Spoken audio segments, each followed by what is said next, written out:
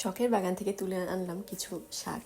এখানে দেখা যাচ্ছে যে 3 ধরনের শাক আছে, কিছু পালং শাক, লাল শাক আর কিছু পুঁই শাকও আছে। তো এত বেশি ফ্রেশ দেখে আসলে আমার খুবই লোভ লাগে, প্রতিদিনই মনে হয় যে একটু করে তুলি, এবং যেটাই হয় সেটার জন্য আলহামদুলিল্লাহ। যেহেতু আমাদের এটা শখের বাগান, এটা দিয়ে আমরা জীবিকা নির্বাহ করছি না, কোনো কিছু বিক্রি করছি না, এবং যেটুকু আসে সেটুকু আমাদের অনেক বেশি পাওয়া আলহামদুলিল্লাহ। কারণ এর পেছনে যে শ্রম, টাকা সব মিলিয়ে যে যায় তার আসলে 10 ভাগের 1 ভাগও কোনোভাবে উঠে আসে না। তবে এটা আমাদের শুধুমাত্র শখের জন্য করা।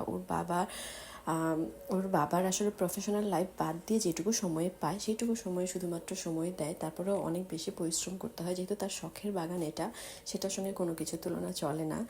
তো এই তো দেখতে পাচ্ছেন 3 ধরনের শাক মিলে অল্প একটু শাক হয়েছে, তারপরেও আমাদের কী আনন্দ আসলে। এবং ফ্রেশ শাকসবজি আমার সন্তানদেরকে খাওয়াতে পারছি, এর থেকে বড় আর কী হতে পারে দেশের বাইরে বসে। তো সবাই দোয়া করবেন আমাদের ছোট্ট বাগানটার জন্য, আরও এটাতে যেন বরকত দান করেন আল্লাহ আমাদেরকে, আমরা যেন সুস্থ থাকি, রোগ ব্যাধি থেকে মুক্ত থাকি, এবং সবার জন্য শুভকামনা রইল। অন্যের ভালো চাইলে নিজের অবশ্যই ভালো হয়, আর অন্যের খারাপ চাইলে নিজের কখনো ভালো হয় না, এটা খুবই সত্য।